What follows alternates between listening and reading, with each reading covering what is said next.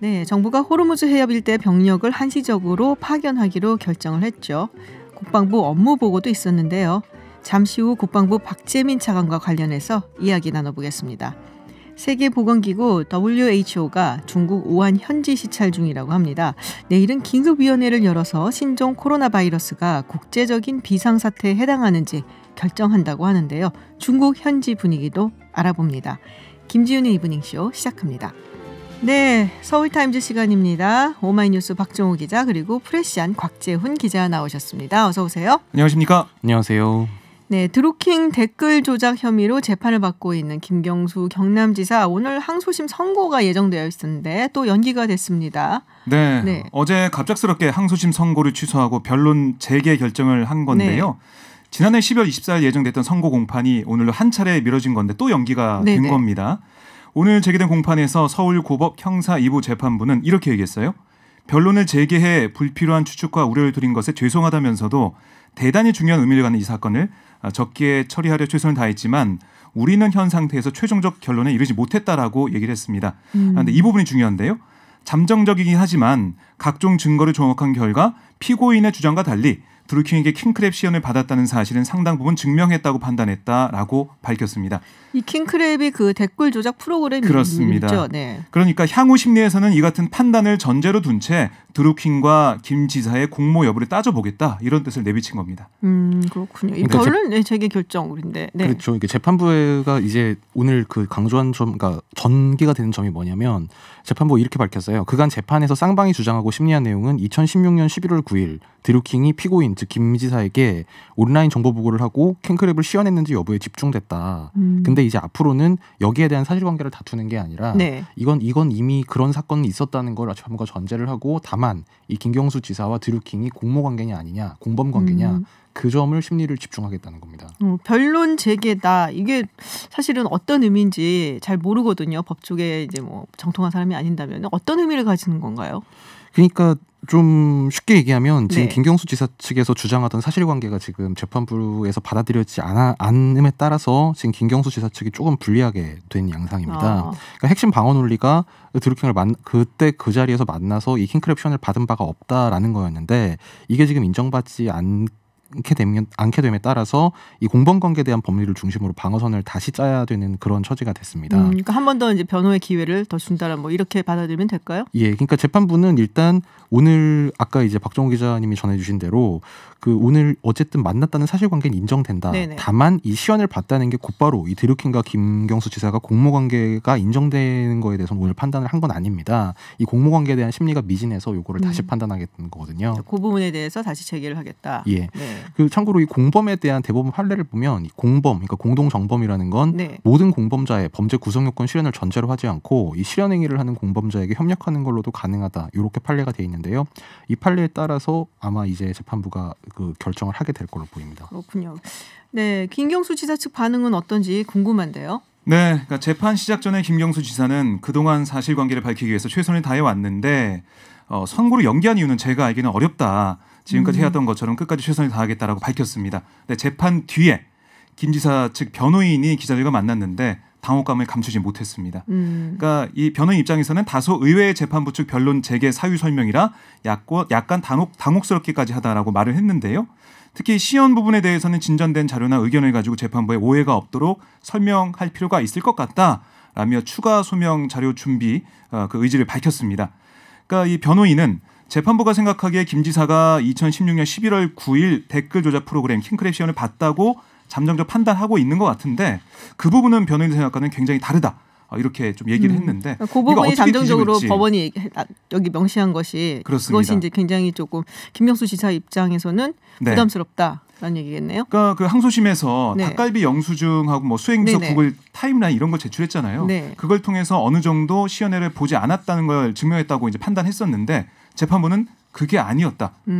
시연해 본 거는 인정된다라고 얘기하고 있기 때문에 변호인들은 좀 당혹스럽고 앞으로 이 방어 논리를 짜기가 쉽지 않아 보입니다. 그래서 그 부분 관련해서 기자들이 아니 어쨌든 재판부에서는 이게 사실이 인정된다고 하니 지금까지 주장해왔던 방어 논리를 좀 바꿔야 되지 않겠느냐. 일단 그 사실관계는 인정하고 공무원 관계가 아니라는 쪽으로 가야 되지 않겠느냐라는 취지의 질문을 했는데 변호인 측에서는 그 재판부가 잠정적 심증을 제시했다고 해서 객관적 사실과 다른 주장을 할 수는 없다라고 얘기하면서 그 재판부 판단에 대해서도 그 부분은 잠정적이라 얼마든지 변경이 가능하다고 생각한다 이렇게 주장했습니다. 그렇군요. 그러니까 지금의 어떤 변론 기조를 별로 그렇게 바꾸지 않겠다라는 의지로 좀 읽히기는 하는데요.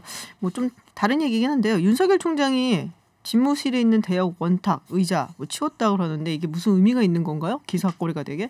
네. 오늘 아침에 한 조간신문이 보도를 했는데요. 지난 8일 이제 검찰 고위 간부 인사 이후에 윤석열 총장이 대검찰청 직원들을 불러가지고 원래 집무실에 있던 원탁과 의자를 빼라 뭐 이렇게 지시를 했다는 요지입니다. 이게 뭐 단순히 그냥 가구를 넣고 빼고 이런 건 사실 별로 뉴스 밸류가 없는 얘기인데 그렇죠? 이게 뭐냐면 기존의 윤석열 총장이 그 자신이 신임 맡은 대검 참모들과 같이 거기서 굉장히 장시간 동안 거의 토론식의 회의를 주고받았다고 해요. 원탁 회의. 네, 그렇습니다. 뭐 원탁 회의 뭐 표현이 그렇게 되네요. 네네네. 네. 근데 이제 그 저번 1월 8일에 이 법무부가 고위 검찰 대검 참모들을 포함해서 간부 인사를 냈는데 이제 이 과정에서 윤석열 총장이 그간 지휘해왔던 수사 기조랑 좀 다른 참모들이 이게 섞여 들어갔잖아요. 들었죠. 많이 들어왔죠. 뭐 섞여 들어가. 이제 그렇게 되니까 이제 뭐 법조계나 대검 측 또 이제 오늘 언론 이 보도의 요지는 앞으로는 이제 이렇게 장시간 수기하는 뭐 토론하는 형태의 회의를 하지 않고 짧게 보고만 받겠다는 게 아니냐. 뭐 이런 해석이 나오고 있습니다. 뭐 스탠딩 회의할 수도 있죠. 뭐. 이제 서서 모두 함께 서서. 트렌드에 맞게. 뭐. 그게 트렌드예요? 아닌가요? 좀 서서 차담회하면서 이렇게 얘기하는 게 트렌드인데요. 어쨌든 그거 장시간 하긴 어렵겠죠. 장시간은 좀 어려울 것 같네요. 네, 알겠습니다. 정의당이 비례대표 장사 논란에 휩싸였다라는 얘기가 있습니다. 정의당에 그렇게 비례대표를 신청한 사람들이 많아 줄 섰다는 얘기인가요? 뭔가요? 그러니까 이게 지난 2016년 총선 당시에는 경선 후보 기탁금이 500만 원이었어요. 근데 이번에 비례대표 경선 참가자들에게 3,500만 원의 경선비용을 내도록 결정했거든요. 7배가 올랐네요. 많이 올랐죠. 그러니까 지금 경선 참가 희망자들이 한 40여 명 된다고 하니까 이걸 다 받으면은 뭐 단순히 곱해도 14억 원 정도 된다. 이렇게 얘기를 하는 거예요. 그렇군요. 네. 그러니까 이게 원래는 선관위에는 원래 무조건 어느 당 소속이든 1,500만 원 기탁금을 내게 돼 있어요. 네네. 이제 그거 말고 그거 빼고. 그러니까 원래는 2천만 원이었는데 그게 5천만 원. 그럼 5천만 원이 됐네요? 5천만 원이 되는 거죠. 다 합치면. 그러니까 이게 정의당 입장 얘기를 좀 들어보면 이번에 개방형 경선제를 도입하면서 증액이 불가피했다라는 입장이에요. 그러니까 시민 선거인단을 모집하면 최소 10만 명은 되지 않을까 싶다. 그러니까 이 모집을 위해서 TV와 라디오 같은데 광고를 해야 되고 또 공약을 공보물로 만들어서 우편으로 발송하고 ALS를 통해서 투표를 진행하고 이런 과정에서 돈이 많이 들기 때문에 뭐 실비 차원에서 어쩔 수 없다라고 얘기를 했고요. 뭐 심상정 대표의 뭐 해명도 있었죠. 네. 그러니까 심상정 대표가 어제 상무위원회, 그러니까 다른 정당의 최고위원회에 해당하는데 그 지도부 회의를 하고 나서 약식 간담회도 하고 오늘 신년회견 때도 그런 질문 답변이 오갔는데 심 대표의 해명 요지는 이게 비례대표 자리 놓고 당이 장사하는 것처럼 말하는 건 대단히 오해다. 그래서 그런 표현은 유감이다라고 하면서 이 정당 후원금을 낼 때 특정 후보를 위해 써달라는 뜻을 밝히면 그 금액만큼 기탁금에서 감하겠다. 이제 이런 당 방침을 소개를 했습니다. 그러면서 당 후원 계좌를 통해서 적극적으로 후원에 동참하라는 취지다. 그래서 후보가 되려는 분들이 조직적으로 노력을 해야 되고 이 모금 활동도 선거운동의 일환으로 채워나가자는 취지다. 이렇게 밝혔습니다. 아니 근데 이게 비례대표 공천 신청자들의 기탁금인 거잖아요. 그렇죠. 근데 누구를 후보를 위해서 써달라고 자기도 나가는데 다른 사람을 위해서 써달라고 돈을 아니 일반 지지자나 당원의 경우에 당원일 경우에는 후원금을 내면서 이 후보를 위해 써주세요 이렇게 하면은 공제를 해준다는 거죠. 근데 7배에 올린 거는 더구나 5천만 원이면 왠지 정의당의 이미지랑 좀 안 맞는 듯한 그런 해가 좀 드네요. 뭐 심 대표가 청년과 장애인은 면제다라고 얘기는 또 했습니다. 청년과 장애인은 면제다. 뭐 해명은 하고 있는데 어쨌든 뭐 실비가 그 정도 든다고 하는 뭐 설명도 있으니까 이걸 바꿀 가능성은 없어 보여요. 그렇군요. 뭐 민주당이나 자유한국당 같은 경우는 어떤가요? 뭐 민주당이나 한국당도 보면 뭐 이를테면 뭐 공천 심사에 드는 비용, 뭐 심사비, 뭐 그다음에 후보 등록비, 특별당비, 뭐 그다음에 경선을 하게 될 경우에는 뭐 여론조사 비용 등등 이제 그 후보자들한테 이런 비용을 부담을 하게 하는데 뭐 이번에 정의당 전국의 결정처럼 뭐 딱 명확한 규정이 있는 게 아니고 왜냐하면 당규에는 이 후보자가 되려고 하는 사람은 뭐 몇 회 이상 당비를 납부한 책임 당원이어야 된다 이런 부분만 있는데요. 이제 총선을 앞두고 이제 그때그때 결정을 하게 되는데 이를테면 민주당 같은 경우에 지난 총선에서는 후보 등록비를 100만 원 정도 걷었고 19대 그러니까 2012년에는 300만 원쯤 걷었습니다. 그다음에 20대 총선 때 새누리당이 공천심사비 100만 원. 근데 여기는 이제 경선 기탁금 여론조사 비용은 별도로 받기로 했고 얼마인데요? 이건 제가 아직 확인이 안 됐습니다. 그리고 특별당비가 한 180만 원쯤 내야 되고 그다음에 안심번호로 전환한 지역구 당원 명부가 있는데 이 당원 명부를 확보하는데도 한 30만 원 정도 비용이 든다고 합니다. 그렇군요. 여론조사 하는데 대충 제가 가격은 대충 제가 알기는 하는데 네. 요새는 또 시세가 어떻게 변했는지 모르지만은 근데 이제 그거를 네. 그 비용을 이제 말하자면 뭐 후보가 3명이 한다 그러면 3명이 나눠서 내는 거죠. 그거를 혼자 내는 게 아니고 예. 예비 후보 3명이 나눠서 그러니까 낸다. 앞에는 이제 비례대표이고 지금 이건 지역구라서 얘기가 좀 지역구니까. 다르긴 한데 이를테면 뭐 종로에 후보가 3명 나왔는데 그걸 여론조사 경선으로 한다라고 하면 그 후보 3명한테 여론조사 비용을 나눠서 내게 하는 겁니다. 그렇군요. 역시 참 돈이 없으면 정치하기 힘들다. 우리 네. 그 얘기 많이 했잖아요. 정치하려고 했다가 집 말아먹었다 이런 얘기도 있고. 뭐 어쨌든 3,500만 원 있어야 된다는 그러니까 1,500만원까지 5천이 합하면은 5천만 원 네, 있어야 5천만 되는 원 거죠. 있어야 된다는 얘기예요. 네. 네, 저랑 뭐 저 같은 사람이야 뭐 당연히 이제 5천만 원을 내야 되는데, 네, 딴 거 하겠습니다. 저는 그냥 네, 딴 거 하실 거죠, 우리 박정우 기자님? 아 그럼요. 네, 생각. 박정우 기자님도. 아 그럼요. 네, 우리는 모두 딴 거 하는 걸로 그냥 이분당 만들고 저는 기타금 안 받겠습니다. 네, 잠깐 교통 정보 듣고 다시 돌아오겠습니다. 네, 서울타임즈 돌아왔습니다. 이제 민주당 최고위원회에서 공개적인 비판이 있었다고 합니다. 문희상 국회의장의 아들 문석균 씨 지금 지역구 세습 논란 계속돼 왔었잖아요. 근데 그거에 의해서 자녀 교육에도 아빠 찬스를 썼다. 이게 뭐 할아버지 찬스 얘기까지 나오는데 무슨 얘기인지 좀 전해주세요. 네. 그러니까 문석균 부위원장의 아들, 그러니까 문희상 의장의 며느리 허모 씨, 그러니까 부인이죠, 문석균 네네. 그 위원장의 부인. 며느리 허모 씨와 손자 손녀가 2018년 7월 문 의장 취임 직후 서울 용산구 한남동 국회의장 공간으로 전입을 했습니다. 네. 지역구 출마를 준비하는 문 부위원장은 의정부에 남고 배우자와 자녀들은 세대를 분리한 건데요. 의정부의 한 초등학교를 다니던 문 의장의 손자 문모군이 한남 초등학교 전학을 했고 올해 용산구의 한 중학교를 배정받은 것으로 알려졌어요. 그랬더니 이에 대해 문 의장 측은 아빠 찬스가 아니다라고 입장을 밝혔습니다. 그러니까 석균 씨가 10년가량 서초구 반포동에 살았고 손자가 의정부로 이사가기 전에는 반포초등학교를 4학년까지 다녔기 때문에 아빠 찬스 썼다는 건 왜곡이다. 그리고 며느리가 연로하신 시부모를 모시는 게 오히려 칭찬받을 일 아니냐 이렇게 반박을 했어요. 그런데 이 문석균 씨가 10년가량 반포에 살았다라고 밝힌 게 또 다른 논란을 낳고 있는데요. 네. 서울경제 보도에 따르면 문 부위원장이 서초구에 살 때도 국회의장 공간에 아내 허모 씨를 세대주로 전입한 것과 같은 방법을 이용을 했습니다. 그러니까 본인은 의정부에 주소를 두고 아내는 세대 분리를 통해서 반포 아파트에 세대주 전입을 한 거예요. 아, 기러기 아빠네요. 그런 식으로 네, 서울 시내 기러기 아빠. 주소를 분리해서 네. 나온 건데 문 부위원장은 의정부에 주소를 두고 있었지만 실제로는 또 가족이 있는 반포 아파트에 거주했다고 합니다. 그러니까는 주소에다가 이제 주민등록상 그 등본상에 이름만 걸어놓고 그렇습니다. 그리고 생활은 본인은 반포에서 했다. 생활을 했다. 이런 보도도 나오고 있습니다. 그러니까 그 경우에는 오히려 의정부에 있었던 게 위장 전입이 되는 건데. 그러네요. 그게, 네. 그런 그게 셈이네요. 이제 아마 예. 그 서점 운영 관련 이제 그 법인 등기 때문에 그런 걸 수도 있고 아니면 그때부터 의정부에서 정치의 뜻을 두고 그랬을 수도 있는데 그 부분은 아직 정확하게 확인이 안 됐습니다만 하여튼 이제 그래서 그거 위장 전입 아니냐 또 이런 비난이 있습니다. 민주당 입장에서는 조금 네. 좀 부담스러울 그러니까 것 민주당 같긴 오늘도 한데. 네. 이 국민들의 상식과 반하는 결정은 없을 것이다 이런 얘기를 좀 하던데요.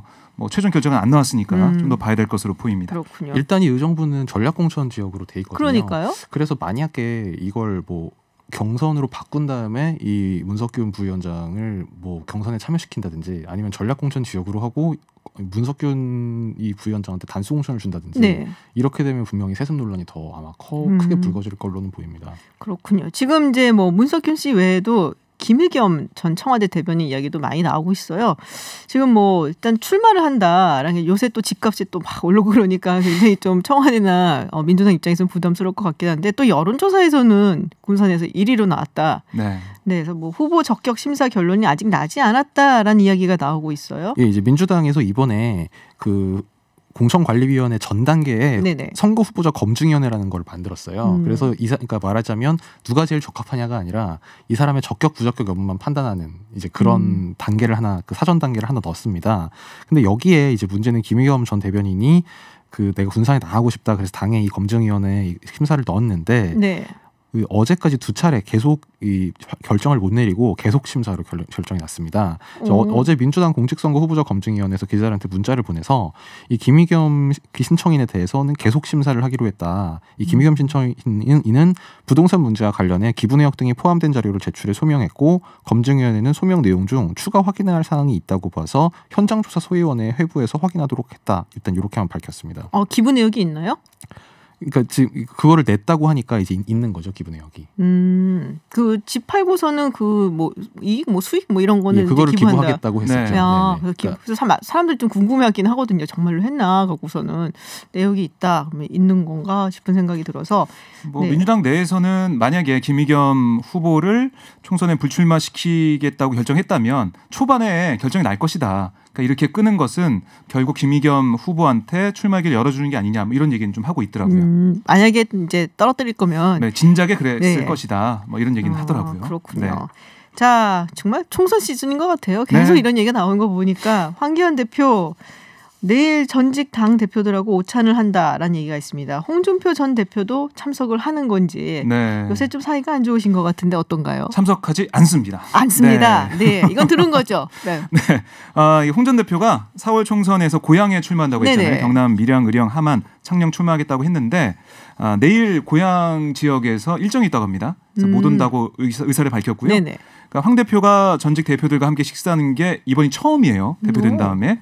여의도의 한 중식당에 열리는 이 오찬 황우여 전 새누리당 대표 또 새누리당 비상대책위원장을 지낸 이완구 전 국무총리 뭐 임명진, 김병준 전 한국당 비상대책위원장이 참석하는데 김무성 전 대표도 개인 일정을 이유로 참석하지 않고 홍준표 전 대표도 오지 않고 좀 생각보다 관심도 좀 떨어지는 그런 뭐 오찬이 될 것 같기도 해요.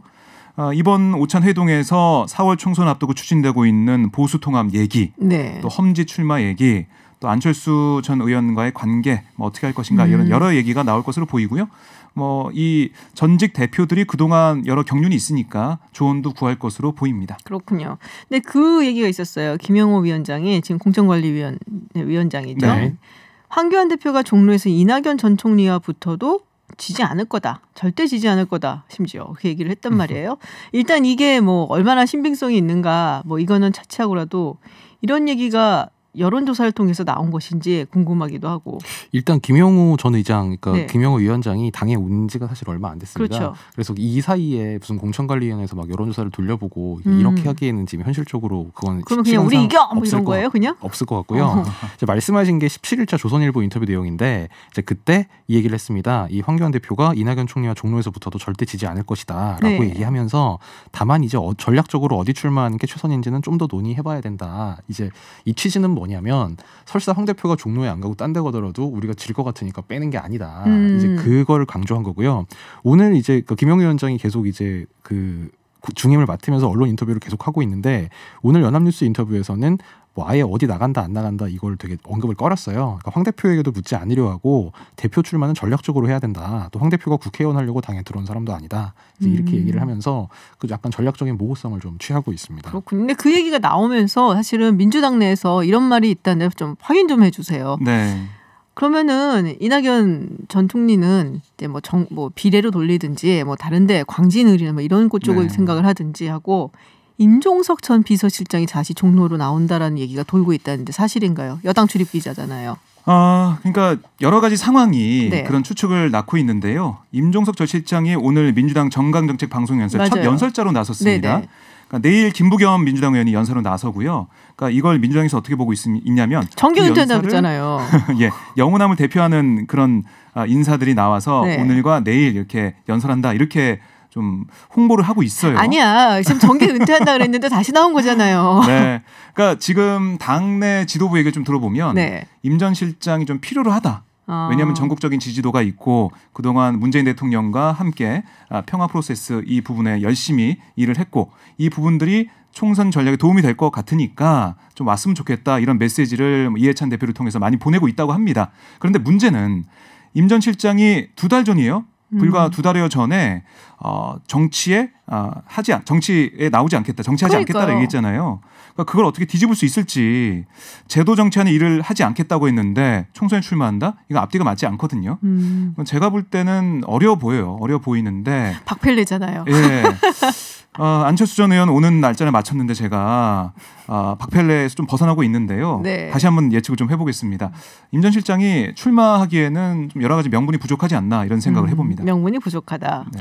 저는 이제 민주당 보도자료 중에 보면 그런 대목이 있잖아요. 영호남을 대표하는 임종석과 김부겸 이렇게 돼 있는데 호남에 출마한다는 얘기인가라는 생각이 잠깐 들긴 했어요. 그러니까 실제로 이제 고향이 그 전남 장성이라서 네네. 민주당 안에서 수도권보다는 좀 호남 쪽에 지금 맹주 역할을 할 만한 사람이 필요한데 그 역할을 해줘야 되는 게 아니냐는 말도 있거든요. 근데 마침 또 호남을 대표하는 임종석 이렇게 한 걸 보니까 그런가라는 생각이 잠깐 들긴 했는데 확인은 못 해봤습니다. 그렇군요. 명분이 뭘지 명분만 있으면 돌아올 수는 있겠죠. 네. 어쨌든 박정호 기자는 힘들 출마하지 것이다. 않는다. 네. 네. 그리고 우리 곽재훈 기자는 글쎄 호남 쪽에 출마할 수 있지 않을까라는 쪽으로 제가 일단 그렇게 답변지를 받아들고 누가 맞는지 한번 두고 보도록 하겠습니다. 결과는 곧 밝혀지겠네요. 네. 네. 서울타임즈 국내 뉴스 시간이었습니다. 지금까지 프레시안 곽재훈 기자 그리고 오마이뉴스 박정호 기자였습니다. 오늘 고맙습니다. 고맙습니다. 감사합니다. 네. 외신 뉴스 알아보는 서울타임즈 시간입니다. 전주현 캐스터와 함께합니다. 어서 오세요. 네, 안녕하세요. 네. 아베 총리가 어제 시정연설을 했거든요. 근데 이런 말을 했어요. 한국은 기본적 가치를 공유하는 이웃이다. 네. 진짜 오랜만에 듣는데요, 이 말은? 6년 만에? 입니다. 한국은 원래 기본적 가치와 전략적 이익을 공유하는 가장 중요한 이웃 나라라고 언급을 했어요. 그렇기 때문에 더욱 국가와 국가 간의 약속을 지키고 미래지향적인 양국 관계를 쌓아올리기를 절실히 기대한다라고 얘기를 했습니다. 그러니까 지금 동북아시아의 안전보장 환경이 더 냉엄해지고 있는 가운데 이웃 나라들과의 외교가 매우 중요해졌다 이렇게 강조를 하면서 순서도 러시아나 중국보다 우리 한국을 먼저 언급을 했습니다. 작년 연설 때 혹시 기억나실지 모르겠지만 그때 대법원의 징용 판결 즈음이었고요. 일본 초계기에 대한 한국 군함의 레이더 조준 논란이 거셌잖아요. 그래서 작년 이맘때 연설 때는 아베 총리가 한국에 대한 얘기를 안 했어요. 네. 하긴 했는데 미국과 한국 등 국제사회와 연계해서 북일 관계를 헤쳐나가겠다. 이렇게만 얘기한 게 다였습니다. 올해 연설에서는 그 앞에 원래 이렇게 표현을 넣었었잖아요.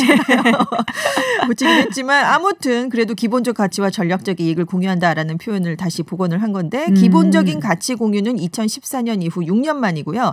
전략적 이익 공유는 2017년 이후 3년 만입니다. 아베 총리가 이제 작년 12월에 좀 15개월 만에 한일 정식 정상회담이 열렸잖아요. 그렇죠. 아무래도 이걸 좀 인식한 게 아닌가. 그래서 좀 이게 영향을 끼친 것으로 분석이 되고 있어요. 그리고 시정 방침 연설이라는 게 내각을 대표해서 국회에서 올해 정책의 기본 방침을 천명하는 메시지입니다. 그래서 한일 관계 개선 의지를 담은 연설이 아니었나 이런 얘기가 나오고 있는데 아베 총리가 강조를 한 건 또 하나가 있죠. 그렇기 때문에 더욱 국가 간 약속을 지켜야 한다. 그래서 꼭 그냥 지나가진 않아요. 징용 문제를 해결해라라고 한국에 압박한 것이다. 이런 얘기가 나오고 있어요.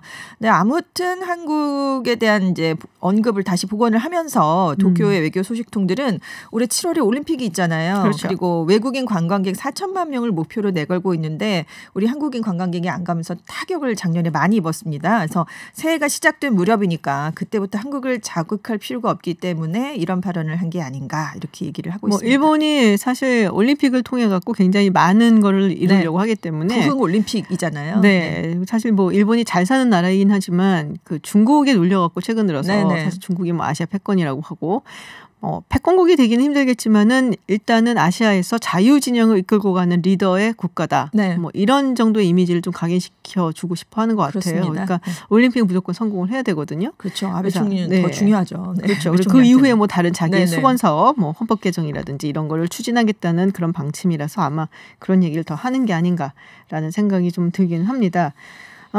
그 와중에도 또 뭐 좀 안 좋은 얘기는 있긴 해요. 네, 뭐 독도 이야기도 나왔었고 했는데 네. 독도 전시관을 또 크게 네. 개장하기도 했고요. 네.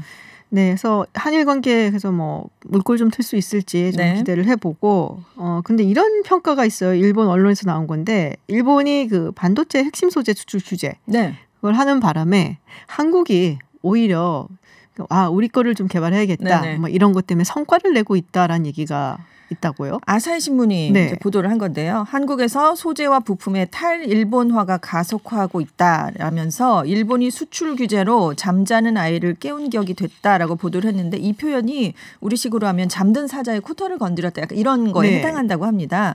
반도체 소재 업체인 솔브레인이 최근 순도가 높은 불화수소를 생산하는 데 성공한 사례를 좀 소개를 했어요. 그래서 한국의 역대 정권이 행했던 소재와 부품의 국산화 대책은 결실을 거두지 못했고 일본에서도 좀 냉담한 시선, 그러니까 되겠어라고 이렇게 바라봤다는 거죠. 그렇죠. 네. 이번에는 민관이 함께 맹렬한 스피드로 대책을 실현하고 있다 이렇게 얘기를 한 겁니다. 그러니까 일본이 수출 규제 조치를 내리면서 한국 정부가 위기감을 느껴서 민관이 적극 나선 끝에 이제 결실이 나오기 시작했다는 건데요. 그래서 일본 이외 기업으로부터 실제 조달을 가속화하고 있다. 그래서 8일에 미국 화학회사 듀폰이 레지스트 생산 시설을 한국에 짓기로 했다. 이것도 함께 보도를 하기도 했습니다. 생각보다 효과가 있더라. 네. 약간 놀라는 분위기인 것 같아요. 그렇습니다. 그래서 한국 여론에 어필하려는 측면이 강하다. 뭐 일본 업계 관계자들 실제로 대기업이 양산하는 수준이 돼야 성공하는 게 아니냐 뭐 이런 얘기도 있긴 하지만 그래도 이번 탈일본화는 지금까지 했던 것보다 속도감이나 질이나 이런 것들이 다른 것만은 확실하다. 이런 얘기가 나오고 있다라는 보도를 내놨습니다. 그렇군요.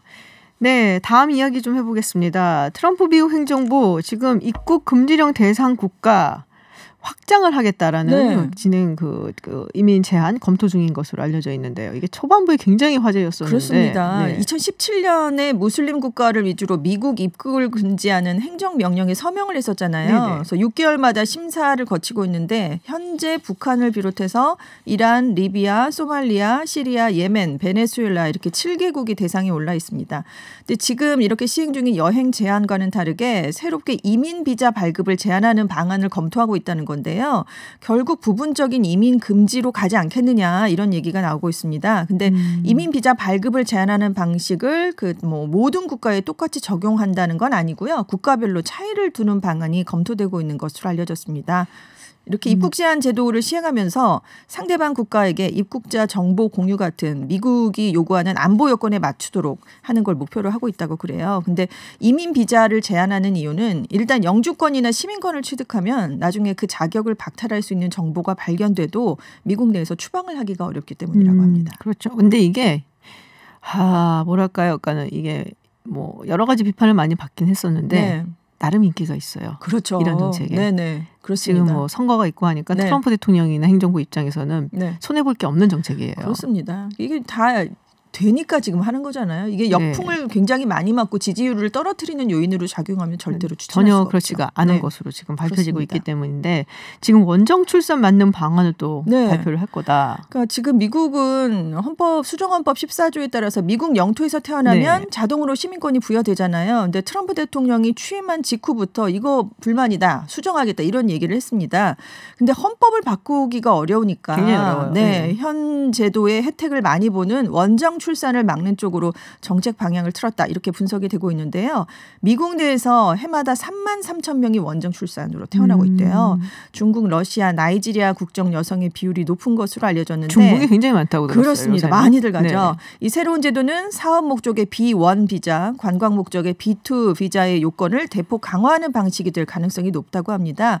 이 비자를 받으면 180일 동안 미국 체류가 가능하거든요. 근데 우리나라는 미국하고 비자 없이 90일간 체류할 수 있는 무비자 협정을 네. 맺고 있잖아요. 에스타. 네. 네. 그래서 이 B 비자에 대한 수요는 적은 편이라고 합니다. 근데 논란이 당연히 지금 나올 것으로 예상되고 있어요. 왜냐하면 원정 출산이 아니라 뭐 사업 같은 다른 목적으로 방문할 수도 있잖아요. 그렇죠. 임신부들이. 근데 그때 어떻게 그런 구별을 할 것이냐. 이 사람이 원정 출산인지 아닌지. 그래서 이거에 관해서 좀 논의가 더 이어질 것으로 예상되고 있습니다.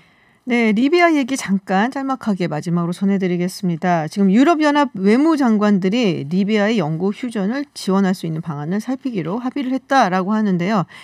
야, 여기에 이제 또 터키하고 또 러시아도 들어가 있죠. 사실은. 너무 지금 이 리비아가 지금 카다피가 붕괴한 후에 리비아 통합정부 동부 군벌인 리비아 국민군으로 양분돼서 지금 8년째 내전 중이거든요. 근데 각국이 자기들의 이해관계에 따라서 네. 통합정부군을 응원하는가 동부 군벌을 응원하는가 이렇게 나눠져 있습니다. 그래서 사실은 지금 유럽연합 뭐 유엔 사무총장 다들 가서 이 리비아 휴전에 대한 합의를 하긴 했는데 이해관계가 다르거든요. 누구는 이쪽, 누구는 저쪽이니까 네. 이 합의가 나오기가 정말 근데 어려운 이 상황입니다. 이해관계가 네. 석유 때문에 그래요. 그렇습니다. 리비아에서 모든 게다 원유가 그렇죠. 굉장히 많이 나오는데 네네. 굉장히 질이 좋아요. 그렇죠. 그래서 만약에 뭐 원유 수급에 문제가 생겼다 그러면은 뭐 사우디아라비아에서 주로 원유를 푸는 방식으로 해결을 한다든지 네네. 이랬는데 리비아 원유를 풀 수만 있으면은 네. 그거 갖고 조절을 할 수 있으면은 미국이라든지 뭐 만약에 그걸 미국 측이 네네. 통제를 할 수 있으면은 굉장히 유리한 고지에 오르게 되거든요. 그래서 사실은 리비아 통합정부군을 미국이 겉으로는 지금 표면적으로는 지원한다라고 하고 있지만 뒤로는 지금 리비아 국민군하고도 손을 잡고 있는 것으로 네, 알려지는데 작년에 그런 일이 있었죠. 통화했을 거예요. 아마 예, 트럼프 대통령이. 그렇습니다. 왜냐하면 석유 때문에 지금 네. 동부 군벌이 사실상 석유를 많이 장악하고 있잖아요. 그렇죠. 그래서 네, 그래서 거기가 이제 또 석유가 많이 나는 곳이고 그렇습니다. 트럼프 대통령의 입장은 사실은 작년에 그런 거였어요. 이란을 네. 경제 제재해갖고 목재어 가는 동안에 네. 사실은 리비아의 원유를 왜냐하면 사우디에서는 잘 안 풀거든요. 그렇죠. 그러니까 리비아의 원유를 풀어갖고 석유 가격이 뭐 크게 오른다든지 네. 뭐 이런 걸 좀 조절해 보겠다라는 생각을 좀 갖고 있었던 것 같은데 리비아에서 내전이 나버리는 바람에 네. 원유 수급이 원활하지 않게 될 거다. 그렇습니다. 그래서 약간 미적미적했던 게 있어요. 네. 이란 관련해갖고 이거를 풀 수가 있다라고 한다면은 사실은 생각보다 뭐 트럼프 대통령이나 미국이나 이쪽에 이제 입장이 수월한 거죠. 네, 그렇지만 최근에 열린 19일 회의에서도 통합정부 총리와 이 반군 국민군 장군이 모였지만 결국 얼굴을 마주치지 않았다고 합니다. 네, 뭐 별로 참 세상에 분쟁도 많고 네, 결국에는 자원 때문에 그렇습니다. 있는 분쟁들이 훨씬 더 경제적 많고 문제죠. 네. 네, 그래서 자원의 저주다라는 이야기가 나올 정도로 뭐 우리는 자원이 없어서 항상 모자란다고서 한탄했었는데 부러워했잖아요. 네. 네. 그게 오히려 나은 저절로. 것인가 네, 라는 그러니까요. 생각까지도 네. 듭니다. 네, 지금까지 서울타임즈 외신 뉴스 전지현 외신캐스터와 함께했습니다. 오늘 고맙습니다. 네, 감사합니다. 네, 많은 분들 커피 쿠폰 즐기시는 문자 즐기고 있다라는 문자 보내주는데 감사하고요. 많이 즐기십시오. 네, 저는 3부의 픽으로 돌아오겠습니다.